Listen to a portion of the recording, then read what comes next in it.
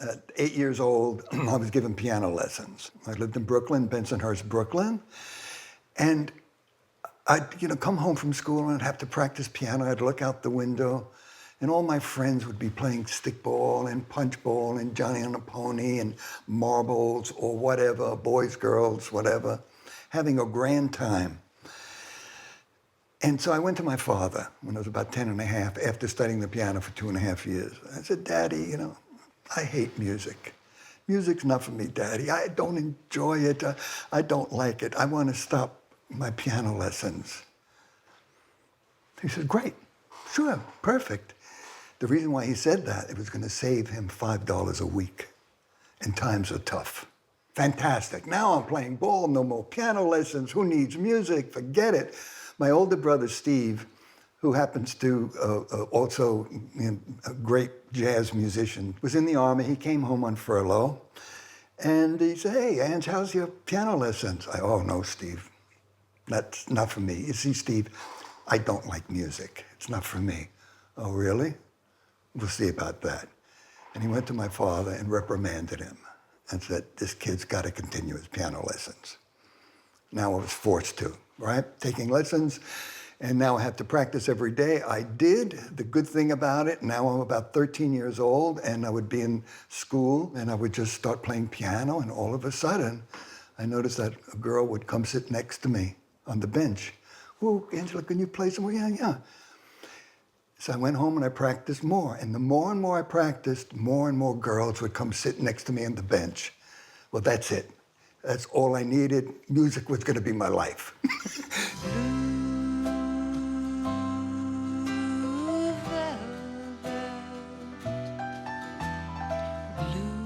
I decided to go to college and study, music as a French horn major and study some composition. And I went to the Eastman School of Music in Rochester. I did only a couple of years there because I found that even though it was a great school and I was doing really nicely, I knew that you had to make contacts in New York in the business of songwriting. I was doing a lot of songwriting, et cetera, and arranging, orchestration, singers, dancers, working, whatever. And I started getting recordings by all these pop artists, mostly pop soul, the Nina Simones, the Melba Moore, the Della Reeses. I'm up at Palomar Pictures, where I was working on a TV show. There was a script around in the office, and it was called Gordon's War, directed by Ossie Davis. And I just wrote a couple of themes, just based on reading the script. And Ossie was around, and I said, Ossie, you just finished shooting? Yeah, I just finished shooting the film, thank goodness, yeah. I said, hey, Ossie, would you come over to the piano? I'd like to play you a couple of themes. I've read the script. He said, well, Angelo, it's very nice of you, but I have Barry White is going to be the composer of my score. And besides, it's really a black-oriented film because it was the time of Superfly and all of that kind of stuff. And it's really an all-brother kind of a thing. I said, Ossie, but do me a favor, let me just play the things for you anyway. Well, he was such a classy man. He said, okay, He sat next to me at the piano, and I played, I was a child of tomorrow. This is for the girl, the lost girl, born in the world, whatever. And I was a woman in love, whatever it was. He said, wow, that's perfect for the girl. My God, that brings me to tears. That's fantastic. That's it. What am I going to do? He says, the problem is, it's a brother film. I said, Ossie, I'm a Badalamenti. I'm Sicilian. You just take 4 strokes from the bottom of Sicily, 4 strokes, you're in the tip of Africa. Now, Ossie, I may not be your brother, but I'm certainly your cousin. He says, do the film. True story. And the most important thing, as far as film is concerned, was meeting with David Lynch, which goes back to the days of Blue Velvet.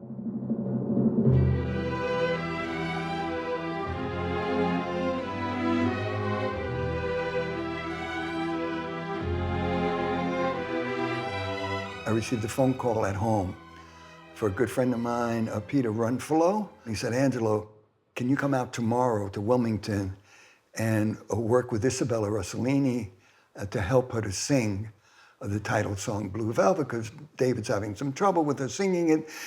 He's not happy with it, and she's not happy with the people that she's working with. I said, I can't do it. I'm going to have to go buy a car at an auction. There's one that's like $800, and I've been saving up for that $800 car. He says, I really think you should do this. You work great with singers and all of that. All right, he talked me into it. So I go down and say, hey, Isabella, she's half Italian. She's got to be able to sing. I mean, you know that. So I meet with Isabella, and we're in a room together with a piano, put a little cassette on the top of the piano, and we start working on the song, Blue Velvet.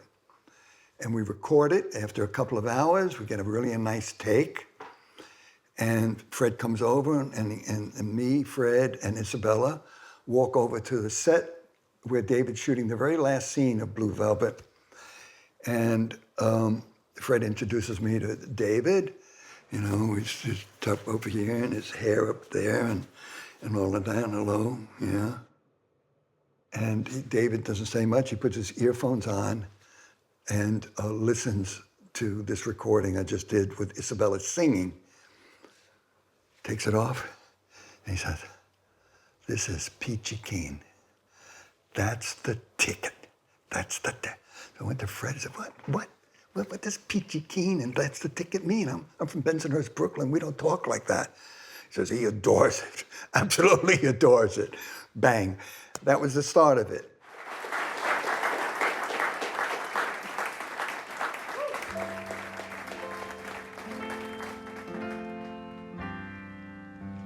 She wore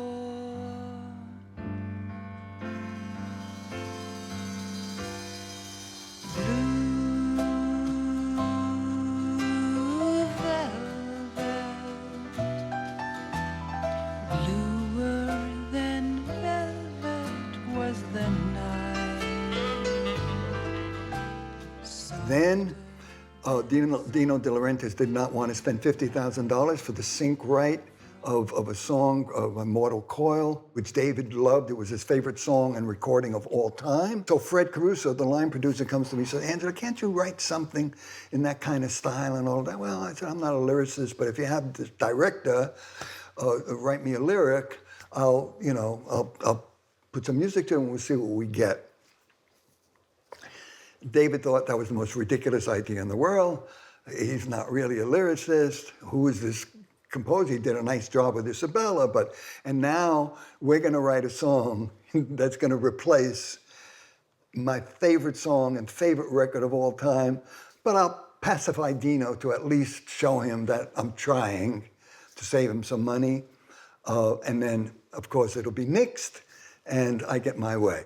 Isabella comes into New York City, and because David asked me to record her for the movie, and she comes in with a little piece of yellow paper and brings it to me. It said, Mysteries of Love, and I'm looking at, this is David's lyric, sometimes the wind blows and you and I float in space and live forever in the darkness and da-da.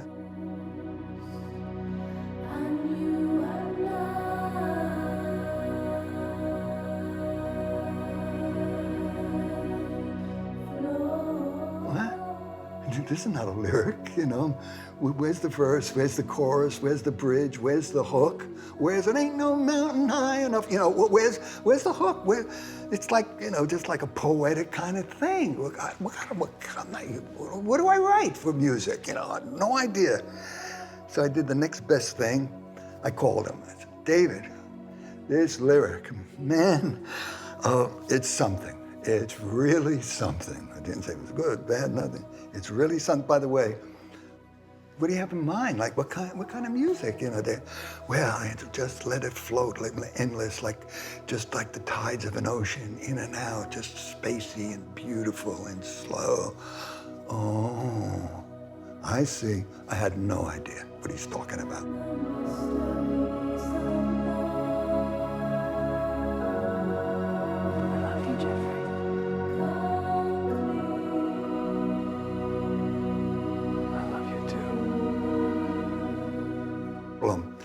He comes in, he hears it, he loves the song. He says, well, this is wonderful. He said, when these singers that could sing this, that sing like an angel. Julie Cruz, who was a singer in a show that I was doing downtown New York, a workshop. I said, Julie, I need a singer to sing this with a real angelic, wistful sound. Never thinking about her because she was a show singer and she was a belter, right? Ethel Merman, you're in a show, you sing loud, baby, industrial.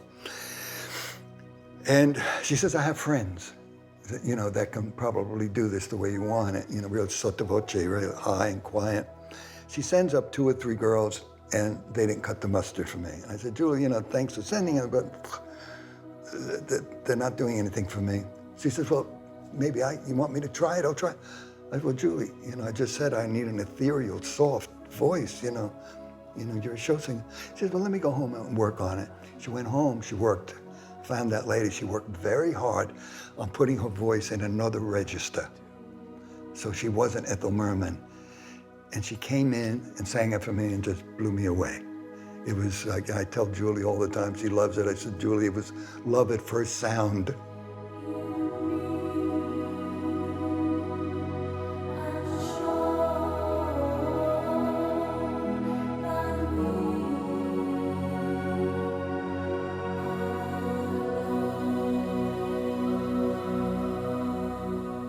Things just came together. The number one is how I worked with Isabella, and I made it work and recorded her to his delight.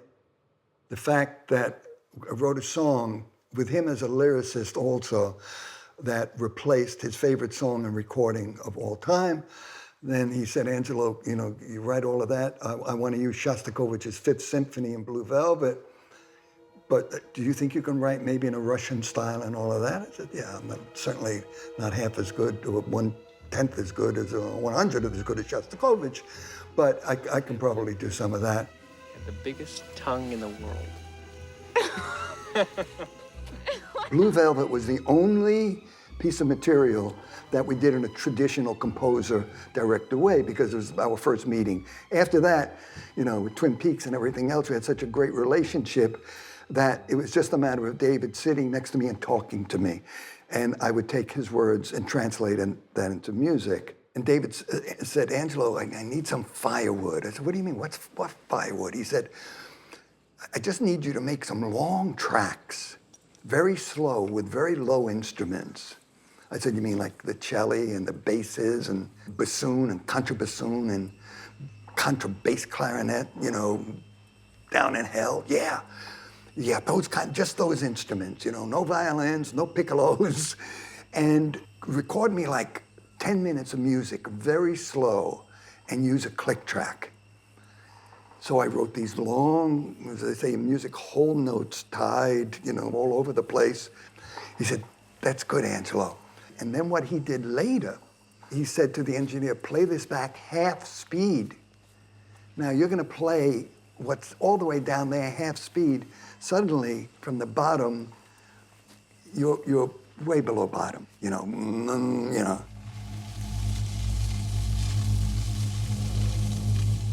Then he said to the engineer, that really sounds cool, really cool. But now can you make it quarter speed? Now David, from that 10 minutes, suddenly has a 15, 20-minute track of this undulating, slow, rumbling sounds. He made that work in so many places. David comes into my little studio in New York, and he would just sit on my right. I'd have the keyboard here, would have a little cassette on the top of the keyboard, and he would just talk to me about moods. Meanwhile, he knows a good idea of what he's going to shoot. So he's just trying to think about what kind of music could go underneath that. And he just, with words, tells me. With David on every project that we've done together, it's been where he has talked to me and in most cases, didn't even read a script or didn't have to. I didn't have to see anything. I just talk to me, and then we would hear the music, and he would know where it fits and belongs. My collaborative relationship and friendship with David started in 1986 with the movie Blue Velvet. In those 31 years, we have never had one single harsh word between us. And I'm not kidding you, that's the gospel truth. Though we come from different parents, in our hearts, we're brothers. And I got to tell you, that's a beautiful thing.